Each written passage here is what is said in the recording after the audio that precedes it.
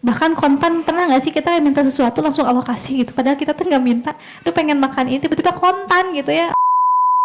Kurang tuh di hadapan manusia, tapi di hadapan Allah, kata Allah di surat At-Takwin bahwa Allah sudah menciptakan manusia dengan sebaik-baik bentuk, sempurna. Kita tuh digempur dengan standar-standar versi manusia di luar sana yang membuat kita insecure dalam hidup. Wa may yattaqillaha yaj'al lahu makhraja. Barang siapa yang bertakwa kepada Allah, maka Allah akan berikan jalan keluar dari arah yang bahkan tidak disangka-sangka oleh kita.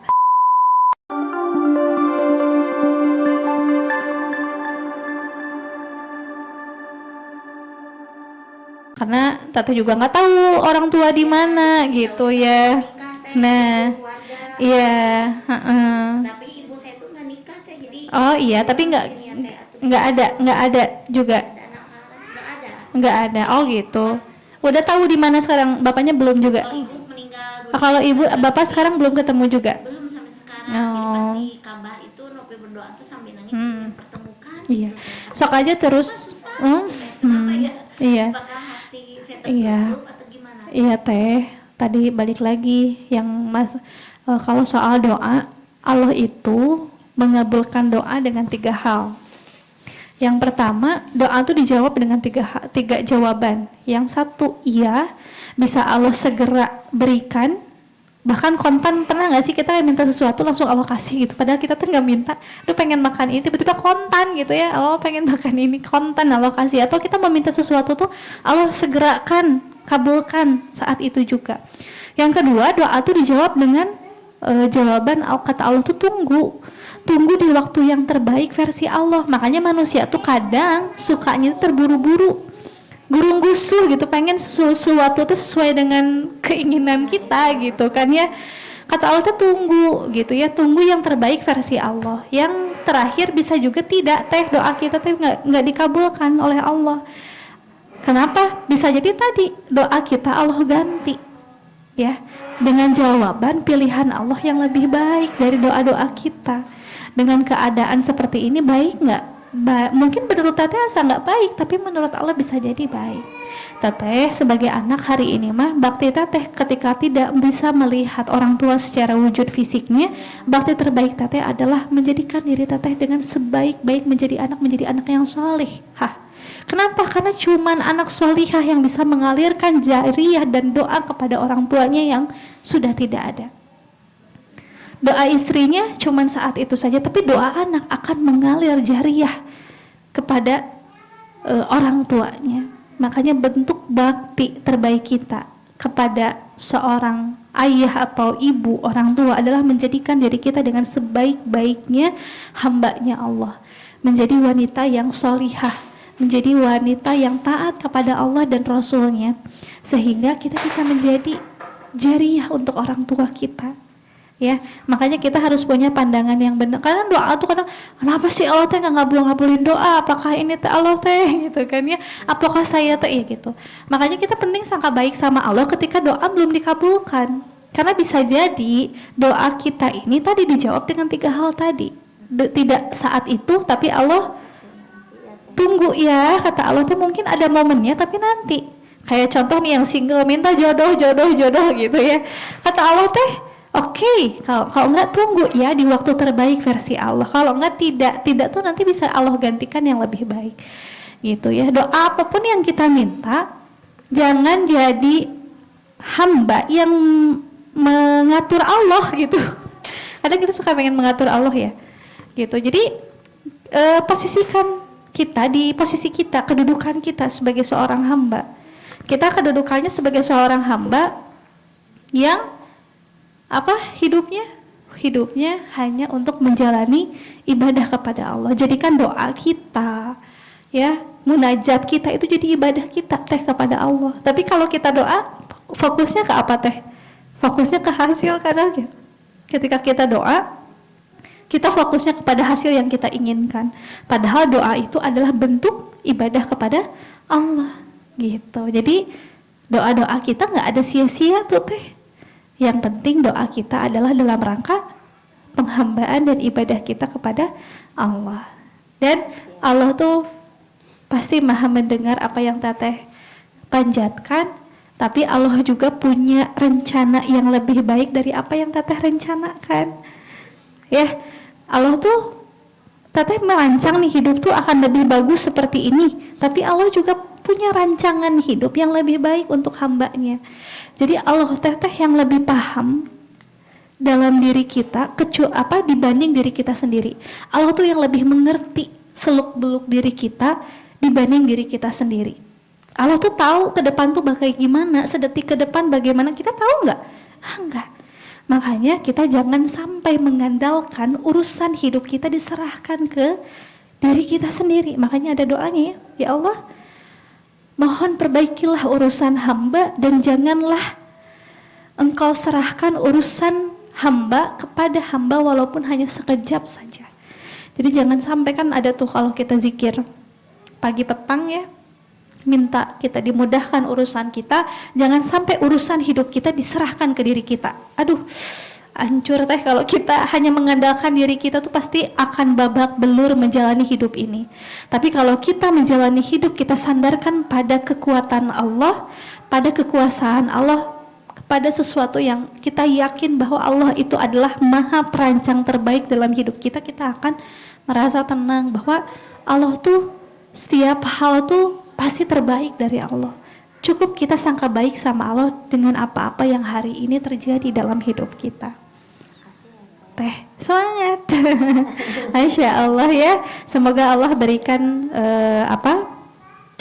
rasa tenang ya teh, dan kita juga berdoa mudah-mudahan Allah cepat pertemukan ya dengan orang tua. Tapi ketika memang Allah belum ngasih, jangan protes, jangan iya, bisa jadi tunggu sangka baiknya Allah yang terbaik, versi terbaik di waktu yang terbaik menurut Allah. Kalau enggak, mungkin bisa jadi Allah tidak pertemukan, nanti ditemukan di surga. Semoga teteh bisa menjadi syafaat. Ikhlas aja. Semoga teteh bisa jadi syafaat untuk orang tua teteh. Makanya dengan teteh hari ini menjadikan diri teteh dengan sebaik-baiknya menjadi muslimah terbaik di hadapan Allah, itulah jadi kado terindah teh buat orang tua. Nggak ada lagi, dan dunia mah nggak akan dibawa pulang teh. Teteh pengen bakti ngasih 1 miliar ke orang tua dan nggak akan dibawa ke akhirat gitu ya. Yang akan dibawa adalah kesolihan anaknya, doa dari anak-anak yang soleh yang akan menjadi jariah untuknya. Gitu ya, gitu teh. Masya Allah. Yuk, boleh siapa lagi yang mau sharing? Mangga teteh, sharing apa aja boleh, barangkali ada yang mau ditanyakan atau lagi merasakan apa gitu ya, atau lagi boleh, bingung teteh? di antara dua pilihan. Teteh, nggak apa-apa, nyantai aja. Mau teteh? Jak, aku pengen nih dapat cerita dari teh siapa? Oke, ya, Sok teh, apa yang teteh rasakan saat ini dengan teteh tuh lagi sakit ya? ya teh, saya nih ya, soal sakit ya memang itu sebuah ujian ya. Memang soal sakit itu ya memang saya sudah jalani ya lama ya, dari sejak kecil sampai sekarang. Iya, dan saya nih beberapa hari ya, dari kemarin-kemarin ya di rumah lagi gak baik-baik aja. Ya, itu penting mendeteksi diri kalau diri sedang tidak baik-baik saja. Kalau lagi tidak baik-baik saja, kadang aku nih kok ya nggak terkontrol, baik itu pikiran ataupun emosi. Soalnya saya nih ya sakitnya itu ini sakitnya saraf, yaitu epilepsi yang menyebabkan kejang dan juga ya berpengaruh ke gangguan ini psikologis atau psikiatri. Nah, aku nih memang ya kebetulan juga ya sambil berobat ya ke psikiater ya untuk biar stabil juga jiwanya. Dan di situ saya terdiagnosa ya kecemasan dan depresi oleh psikiaternya. Nah, jadi setiap lagi tidak baik-baik aja di rumah ya, kadang saya nih kenapa ya selalu menangis terus gitu. Tapi kan memang hal yang wajar menangis. Coba, itu. boleh teteh nanya apa yang tidak, siapa namanya? Rahma. Rahma, ada sesuatu yang berat yang hari ini dihadapi oleh Rahma? Iya sih ada. Ada. Ya, biasanya mah sesuatu hal yang paling tadi ya, penderitaan berat dalam hidup kita yang kita tuh paling ngerasa jadi berat di dalam diri kita tuh bukan karena masalah yang berat sayang, tapi karena beratnya kita untuk menerima semua itu. Jadi tidak lapangnya kita menerima bahwa apa yang berat yang datang itu tuh, jadi berat tuh kadang kita mengandalkan diri kita sendiri. Jadi ketika kita menerima sesuatu, kita tuh hanya mengandalkan diri kita. Padahal apa yang datang dari Allah, semua tidak ada yang baik, termasuk kondisi rahmat. Rahmat itu orang yang istimewa yang Allah ciptakan dengan segala bentuk takdir dan keadaan yang rahmat hari ini jalani. Rahmat itu sebetulnya udah sempurna kalau rahmat menjadi hamba yang terbaik di hadapan Allah. Jadi sebetulnya dengan kondisi rahmat seperti ini bukan sesuatu yang kurang. Kurang tuh di hadapan manusia, tapi di hadapan Allah, kata Allah di surat At-Takwin bahwa Allah sudah menciptakan manusia dengan sebaik-baik bentuk, sempurna, tidak ada kurang sama sekali. Yang bikin kurang tuh adalah hanya pandangan manusia. Rahmat jangan membandingkan diri rahmat dengan diri orang lain. Ya, rahmat itu sudah yang terbaik Allah ciptakan dengan kondisi rahmat. Jangan melihat kenapa rahmat ini kondisinya gini, jangan. Yang harus rahmat lakukan adalah, ya Allah di kondisi rahmat yang seperti ini, ya Allah sayangi rahmat. Ya Allah di kondisi rahmat seperti ini jadikan rahmat semakin dekat denganmu.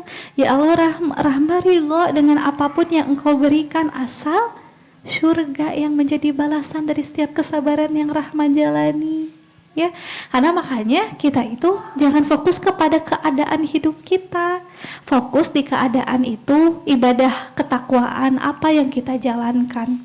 Gitu. Jadi kenapa sih setiap kita tuh pasti diuji ya, diuji dengan beragam macam bentuk ujian. Ada diuji dengan ujian materi, fisik, psikis, dan lain sebagainya. Nah kadang tuh yang membuat berat tuh gue digoncangkan jiwa, psikis gitu ya.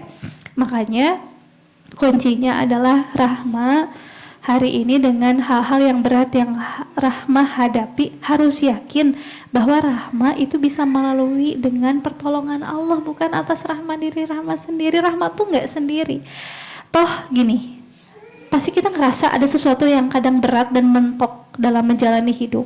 Gitu ya, tahu lah segimana rasanya kita tuh kayak berat banget. Tapi ingat lagi toh segala sesuatu yang ke belakang yang pernah berat kita hadapi diberesin juga kan sama Allah. Ya, kita tuh nggak pernah menjalani kehidupan ini tuh atas usaha kita, atas kemampuan kita. Nggak ada, kita tuh makhluk yang lemah, nggak bisa apa-apa, nggak mampu apa-apa kecuali memang Allah yang memampukan. Gitu ya. Jadi untuk rahmat Allah itu sudah memberikan manusia itu dengan sebaik-baik takdir dalam kehidupan, asal kita bisa merespon takdir itu dengan terbaik. Gitu ya. Dengan apa? Ikhlas itu bukan tentang ringan atau beratnya menjalani ujian. Ikhlas itu bagaimana dengan kondisi berat maupun ringan kita tetap menjalankan ketaatan karena Allah dan hanya mengharapkan keridhaan Allah. Jadi insya Allah setelah ini Allah pasti memberikan sebuah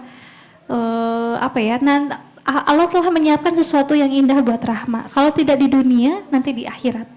Dan harus yakin sama janji Allah itu.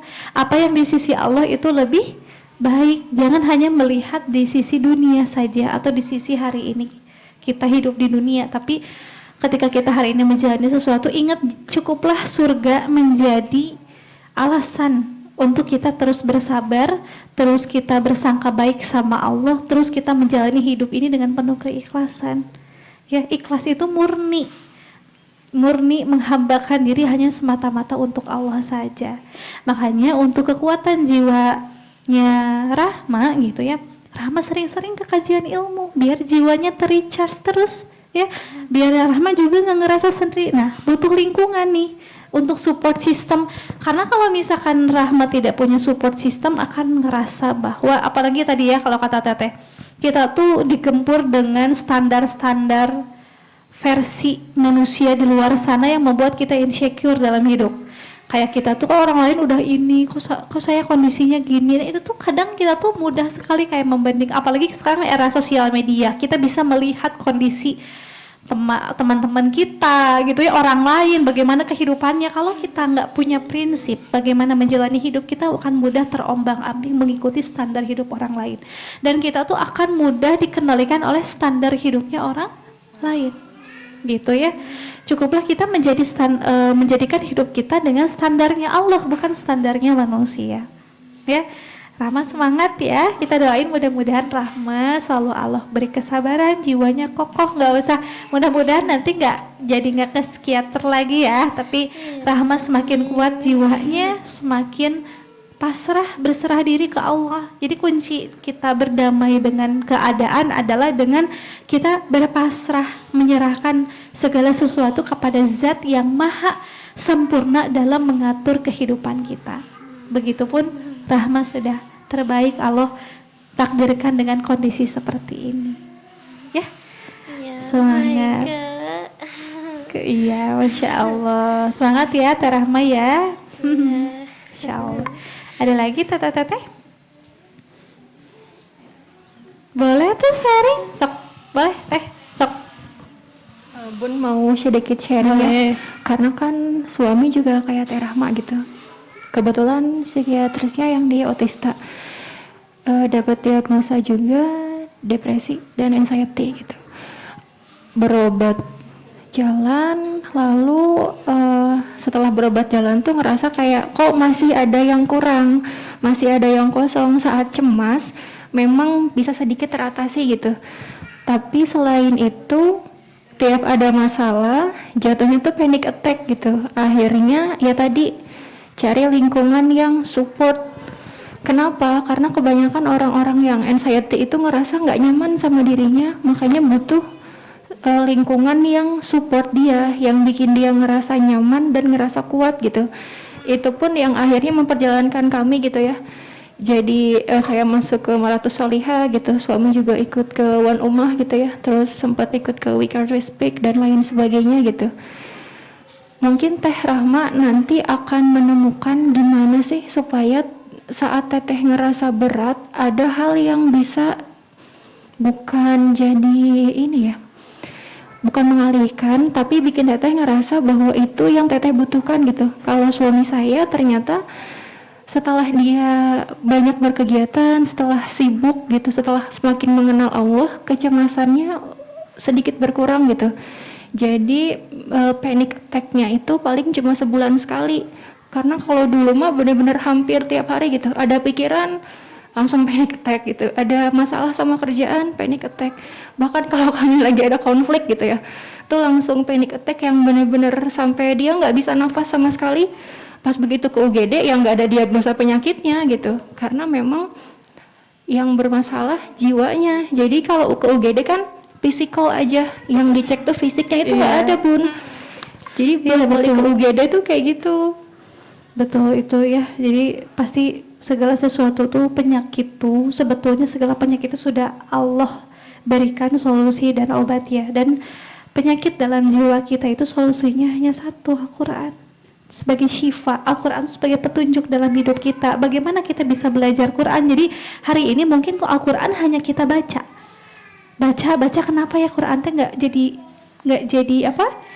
jadi penyembuh bagi jiwa kita, karena Qurannya hanya untuk bacaan.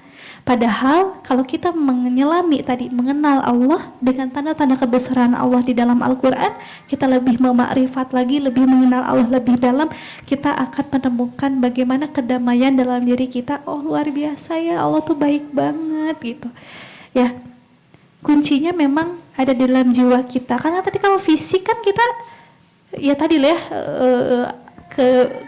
ke deteksi gitu ya. Nah si jiwa kita juga sama gitu. Kadang jiwa kita tuh dalam kondisi yang sakit. Makanya kalau kondisi kolbun tuh kan ada kolbun yang mayit, kolbun yang marid, kolbun yang salim. Kolbun yang salim itu kolbun yang selamat, yang pastikan mah kolbun kita selamat di hadapan Allah. Kolbun marid adalah kolbun yang sakit. Jadi pastikan jiwa kita itu terisi, tadi kalau kata Teteh bilang, diisi dengan apa? Diisi dengan keimanan kita kepada Allah. Bagaimana caranya kita beriman? Kita mengenal Allah. Sebelum mengenal Allah, kenali diri kita sendiri dulu. Siapa sih kita di dunia ini? Apa makna keberadaan kita di dunia ini? Apa tujuan hidup kita? Apa memang kita tuh hidup di dunia itu apakah sebatas hidup? Hewan aja hidup atau sebatas hidup Maya? Kera aja hidup gitu ya. Kalau ada perkataan ulama Buya Hamka, kalau hidup sekadar hidup, kera aja katanya hidup gitu ya. Tapi kita itu kualitas hidup kita itu harus ada yang beda dengan kualitasnya. Kualitas hidup seorang mukmin itu harus beda kualitas hidupnya dengan yang tidak beriman. Kualitas hidup seorang mukmin, bagaimana detik per detik yang dia jalani dalam kehidupannya itu menjadi ibadah untuknya. Gimana kita bisa tahu itu ibadah kalau kita nggak tahu ilmunya? Makanya penting kita terus mengilmui diri, mengilmui bagaimana kita semakin kenal diri kita, semakin kenal Rabb kita, semakin kenal Allah, semakin kenal kita bagaimana kita harus menjalani hidup sesuai dengan keinginan Allah. Ya.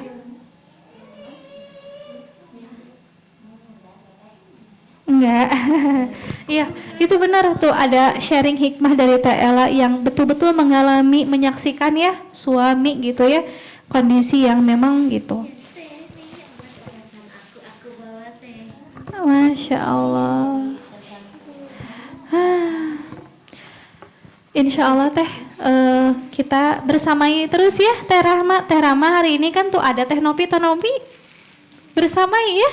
Semoga menjadi saling menguatkan agar kita tuh bisa sama-sama bersaksi di dunia untuk sama-sama berkumpul karena Allah, dan di akhirat nanti sama-sama juga berkumpul ya. Iya, kuncinya adalah sesuatu yang melemahkan fisik kita itu dipengaruhi dengan lemahnya jiwa kita. Jadi lemahnya jiwa kita, iya, karena kan harus terus diisi gitu. Kalau suami saya kan ngaji Teh, jadi ada murabinya gitu. Kalau misalnya ada masalah yang kami berdua diskusikan terus nggak nemu solusinya, akan konsultasikan ke murabi gitu. Karena kan kalau orang soleh itu insya Allah solusinya juga berdasarkan dengan Al-Quran dan Sunnah gitu. Jadi supaya lebih terjaga juga keilmuannya gitu sih Teh, kalau suami punya murabi.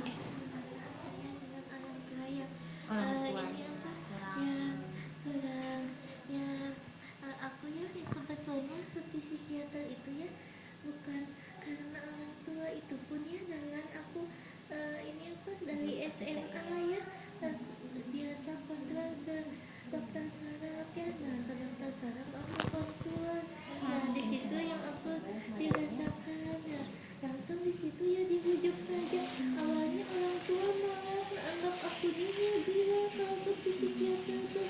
Nah di situ aku nih ya sebetulnya ya mau aja, kenapa sih, soalnya aku memang awalnya mengikuti dari seminar juga ya dengan psikiater dan dikasih masukan kalau orang tua yang tidak menyetujui ya sendiri aja. Di situ ya saya sudah sampai sekarang selalu sendiri. Kasihan juga kurang ini dari orang tua, mungkin ya dukung atau gimana kalau Oh iya, sih Teh. support system ya. Mungkin nanti kita di belakang ini bisa sharing ya. Mungkin hikmahnya teteh-teteh bagi teteh-teteh yang di sini ngerasa banyak ujian. Lihat Teh Rahma, kalau kita mungkin ada di posisi Teh Rahma, mungkin nggak tahu ya kita sanggup atau tidak. Jadi luar biasa ya dengan kondisi fisik, ujian fisiknya, ujian psikisnya. Betapa kadang apa ya, emang tidak mudah ya menerima sesuatu yang datang yang di dalam hidup kita, apalagi yang tidak enak mudah kita terima dengan lapang. Maka butuh sekali kita tuh bagaimana hari ini memandang sesuatu itu dengan kekuatan kacamata iman kita gitu ya. Makanya memang gak cukup sekali Teh, kita belajar tuh gak cukup sekali, makanya harus sering untuk terus bagaimana menutrisi mentreatment jiwa kita gitu ya, agar bagaimana terus apa ya, terkuatkan gitu ya si kan gitu ya, ketika jiwa kita tuh nafs kita gitu ya kan gini, fa'alhamaha fujuraha wa taqwaha, di dalam diri kita tuh ada dua kecenderungan, fujur atau takwa. Kalau kita dominan mengisi si jiwa kita ya dengan takwa, yaitu sesuatu yang kita asup untuk menambah keimanan kita, maka itu yang akan dominan takwa. Makanya kenapa sih banyak sedihnya, banyak gelisahnya, banyak gersangnya, karena memang kita jauh dari Allah, jauh dari keyakinan kepada Allah, jauh dari sangka baik kita tentang apa-apa di dalam hidup kepada Allah gitu. Kita hanya memandang saat ini aja nggak enak, banyak kekhawatiran, banyak tidak menerima. Jadi kadang gitu ya, satu kesedihan tuh gini, kadang manusia tuh terjebak dengan dua kesedihan. Kesedihan yang terjadi di masa lalu sama kesedihan yang khawatir tentang apa yang terjadi di masa depan. Makanya penting kita sesuatu yang sudah terjadi kita hari ini menerima dengan sebagai bentuk penerimaan terbaik kita sebagai seorang hamba. Apa yang ditetapkan Allah udah pasti yang terbaik ya, tinggal kita mengambil hikmah dari apa yang terjadi, dan apa yang belum terjadi ya tanamkan, kasih ruang kepada diri kita untuk luaskan sangka baik ke Allah. Kalau di depan tuh Allah yang akan mengurusi kita hari ini sampai kita hidup aja, Allah kok yang mengurusi, Allah kok yang memelihara kita gitu ya. Jadi gak perlu ada rasa khawatir gitu ya, Allah pasti akan menjaga kita, akan memelihara kita, akan melindungi kita gitu ya. Gitu ya Teh Rama. Jadi semoga circle ini nih, ini bisa jadi circle ya, untuk saling menguatkan satu sama lain, untuk menjadi amal soleh untuk satu sama lain. Ketika nanti Teh Novi menguatkan Teh Rahma, itu jadi amal soleh Teh Novi untuk bakal akhirat Teh Novi itu ya. Jadi semoga ya ini menjadi sesuatu yang kita membuat kita semakin dekat dengan Allah gitu ya. Ada lagi Teh Ella? Sudah ada Bu? Cukup? Oh iya. Ada lagi Teteh mau? Oh iya tadi Teh cerita aja, nggak apa-apa, nggak usah, nggak akan di ini kok, nggak akan diviralin kok.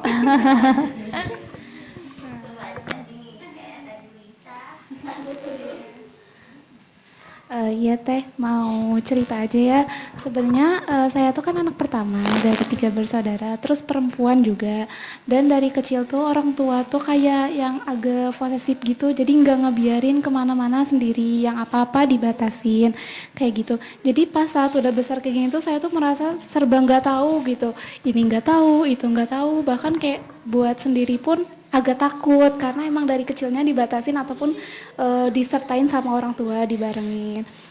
Nah jadi terus juga jadi kayak punya kekhawatiran kayak misalnya nanti tuh ke depan tuh kayak gimana sih, apalagi sekarang udah di semester akhir kuliah dan juga mau kerja, apalagi anak pertama itu bebannya kan kayak gimana gitu. Nah menurut Teteh sendiri itu kayak gimana? Iya, itu tadi tentang kekhawatiran masa depan. Jadi kadang kita tuh mengkhawatirkan sesuatu yang belum terjadi, yang padahal segala sesuatu di dunia ini pasti Allah akan tolong, Allah akan bantu, dan Allah pasti akan selesaikan. Jadi kadang kita tuh bergantungnya pada tadi gimana ya kondisi keluarga seperti ini. Kita tuh bergantungnya pada kemampuan orang tua kita, keluarga kita, diri kita. Tidak menyandarkan pada kekuasaan Allah. Gitu, padahal kalau kita menyandarkan pada kekuasaan Allah gitu, Allah tuh berkuasa atas segala sesuatu, Allah berkehendak atas segala sesuatu yang mustahil bagi manusia, tidak bagi Allah. Jadi ketika hari ini kadang kita tuh ke depan gimana ya, udah titipin aja sama Allah, kita melakukan yang terbaik, ikhtiar yang terbaik gitu ya, insya Allah Allah kasih jalan gitu. Wa may yattaqillaha yaj'al lahu makhraja, barang siapa yang bertakwa kepada Allah maka Allah akan berikan jalan keluar dari arah yang bahkan tidak disangka-sangka oleh kita. Makanya cukup sangka baik sama Allah, sekarang kita lakukan yang terbaik ya, lakukan yang terbaik untuk ikhtiar yang terbaik sebagai bentuk ibadah kita. Atas apa yang tidak kita mampu, kita gantungkan segala sesuatu kepada Allah ya. Jangan pada kemampuan kita. Kalau kita mah apalagi kemampuan keluarga kita, gitu ya. Karena bisa jadi caranya Allah bukan dari keluarga, bukan dari diri kita, ada aja nanti tuh jalannya. Yang penting terus aja ikhtiar, gitu ya. Gitu, yakinkan bahwa Allah tuh pasti akan menolong kita, Allah membersamai kita, gitu ya. Makanya penting kita tuh mengenal Allah tuh penting ya, termasuk mengenal diri kita sendiri. Makanya kita tuh menjalani hidup jangan hidup sekedar hidup tadi, tapi memaknai kehadiran kita di dunia ini untuk apa sih? Kita kan hidup di dunia ini diciptakan oleh Allah untuk ibadah, ya. Jadi jangan sampai hidup ini kita hanya yang difikirkan tuh fokus kepada masalahnya, tapi fokuslah di kondisi itu, ibadah apa yang saya lakukan, ketakwaan apa saya yang lakukan agar semakin membuat kita dekat dengan Allah, ya. Gitu, insya Allah tolong. Makanya udah selepas ikhtiar tawakal. Makanya sesempurna-sempurnanya tawakal, sebesar-besarnya takwa. Besarkan saja takwanya kita, sempurnakanlah ya tawakal kita kepada Allah, gitu ya teh ya. Jadi semoga Allah tolong ya, gitu ya, gitu. Tadi ya, sebagai mungkin karena waktunya sudah mau habis ya, ada sebagai penutup mungkin tadi kita tuh tadi ya teh dalam hidup bagaimana sih sekarang tuh kita teh harus mulai aware terhadap kondisi keimanan kita, gitu ya, kondisi diri kita. Kata Allah dalam surat Al-Asr, wal asr innal insana lafi husrin. Sesungguhnya semua manusia itu titik awalnya semuanya rugi. Ya, wal asr innal insana lafi husrin illal ladzina amanu, kecuali mereka yang beriman. Lalu wa amilus sholihat, mereka yang beramal soleh. Lalu mereka yang berbuat tawassaw bil haq wa tawassaw bis sabr. Jadi semua manusia itu titik awalnya Allah bersumpah demi waktu asar, yang waktu yang sebentar lagi akan tenggelam, gitu ya kalau menurut para ulama. Lalu Allah bersumpah demi waktu tersebut, waktu yang dunia ini singkat, gitu ya. Sungguh manusia itu berada dalam kerugian yang nyata, rugi serugi-ruginya, kecuali mereka yang pertama yang beriman, ya, yang melandasi seluruh aktivitas kehidupannya dengan iman, ya, duduknya karena iman, bergeraknya karena iman, maka manusia itu tidak akan merugi, gitu ya. Yang kedua, wa amilus sholihat, setelah iman harus beramal soleh, ya. Lalu yang selanjutnya adalah watawassaw bil haq watawassaw bis sabr. Jadi kita tuh penting sekali saling berwasiat dalam kebenaran dan saling menguatkan dalam kesabaran dalam menapaki jalan kehidupan menuju Allah ini. Karena hidup ini perjalanan dari Allah menuju Allah. Kita ini kan dari Allah akan kembali kepada Allah, dan kembali kepada Allah kita akan kembali dengan segala pertanggungjawaban kita di dunia. Allah kasih modal bagi hidup kita. Apa modalnya? Waktu. Nah, waktu ini kan manusia yang kadang lalai, gitu ya. Waktu itu mau kita isi dengan apa? Isi dengan sesuatu yang semakin mendekatkan kita ke Allah dengan amal-amal soleh, atau semakin mengisi dengan waktu yang sia-sia. Makanya penting sekali gitu hari ini, karena jiwa kita, hati kita, qalbun kita itu akan mempengaruhi tindak perilaku kita dalam hidup. Makanya terus pastikan isi jiwa kita jangan sampai kosong. Jangan, kan nggak cukup sekali ya teh, nggak cukup hanya sekali, harus terus menerus, gitu ya, agar kita selalu diingatkan tadi. Biar nggak rugi, kita harus ada yang mengingatkan, harus ada yang berwasiat dalam kebenaran dan kesabaran, gitu ya. Makanya Allah juga menyeru kepada kita, bagi orang-orang yang beriman, yang taat kepada Allah. Kalau misalkan di ayat Ali Imran, dari surat Ali Imran 132, Allah menyeru dengan seruan bagaimana taatlah kepada Allah dan Rasulnya. Setelah beriman lalu taat kepada Allah dan Rasulnya, Allah juga menyeru kepada orang-orang mukmin, orang-orang beriman, kepada kaum muslimin, wasari'u illa magfiratim mir rabbikum. Bersegeralah kamu kepada ampunan Allah, kata Allah. Coba dibuka teh Ali Imran ayat 133. bersegeralah kamu mencari ampunan Allah. Yang mana maknanya bersegera ini berarti tidak menunda ya teh. Kadang kita tuh suka menunda sesuatu amal-amal yang mendekatkan kita ke Allah. Jadi udahlah nanti aja gitu ya.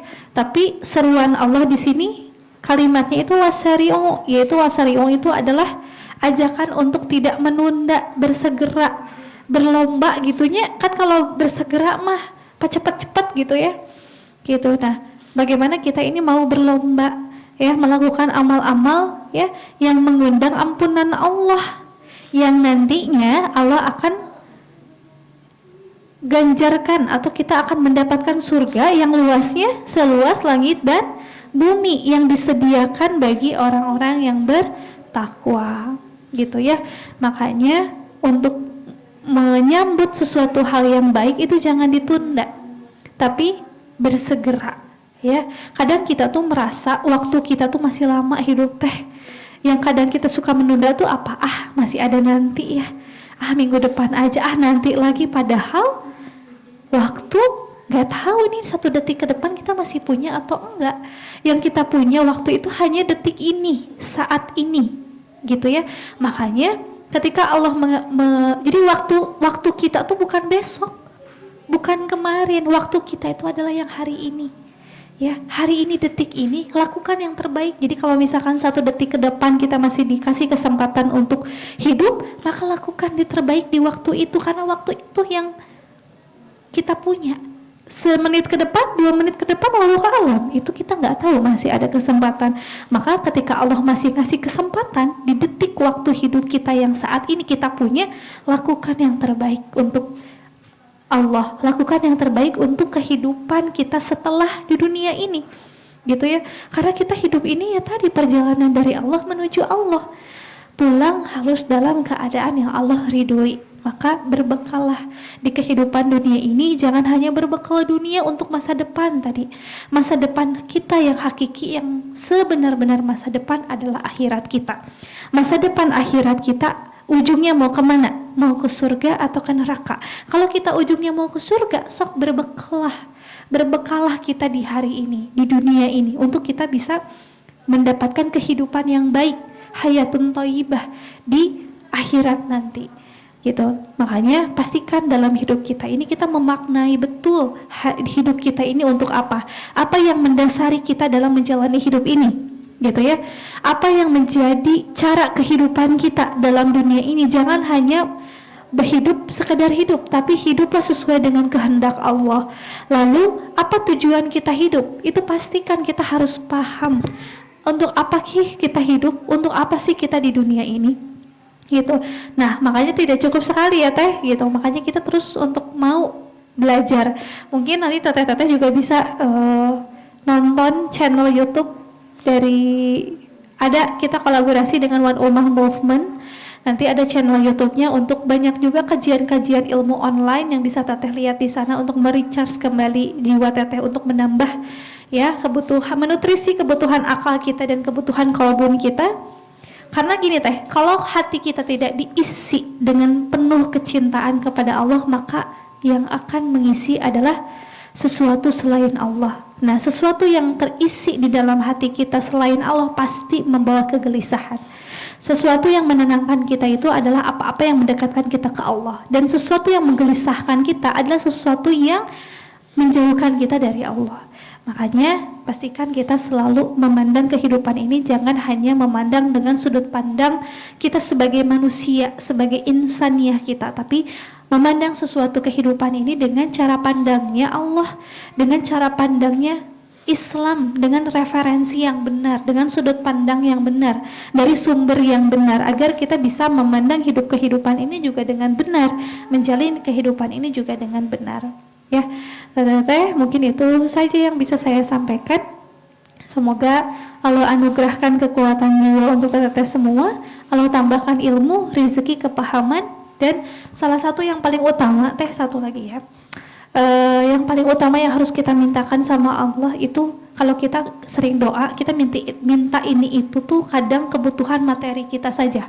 Kita ingin ini, ingin itu, tapi pernah nggak sih teteh berdoa ke Allah setiap hari minta diberikan hidayah keimanan, hidayah ketakwaan. Jadi minta sama Allah untuk selalu senantiasa, ya Allah, karena hidayah keimanan itu sesuatu yang mahal, bisa dicabut karena kelalaian kita, karena kemaksiatan kita, maka sering-seringlah minta kepada Allah hidayah keimanan gitu, agar senantiasa Allah jaga terus kita untuk senantiasa hidup sesuai dengan kehendaknya Allah, ya gitu. Minta terus hidayah keimanan agar bagaimana hidup kita sesuai dengan keinginannya Allah, bukan hidup sesuai maunya kita, tapi bagaimana hidup sesuai keinginan Allah, keinginan yang menciptakan kita, yang memiliki diri kita, ya.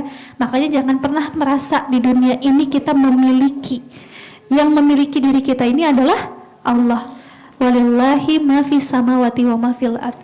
Sesungguhnya kepunyaan Allah lah segala sesuatu di langit dan di bumi, termasuk diri kita.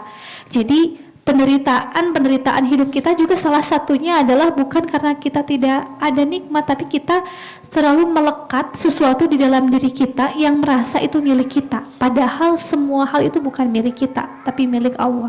Kalau kita yakin semua datang dari Allah, Allah juga yang bakal menuntaskan, Allah juga yang akan membereskan seluruh urusan di dalam hidup kita. Kenapa kita harus khawatir?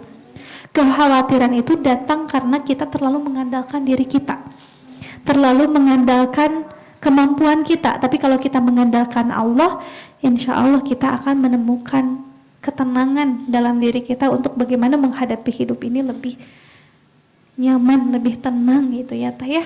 Gitu. Paling itu aja Teh dari saya. Jazakunallah khairan katsiran. Wassalamualaikum warahmatullahi wabarakatuh.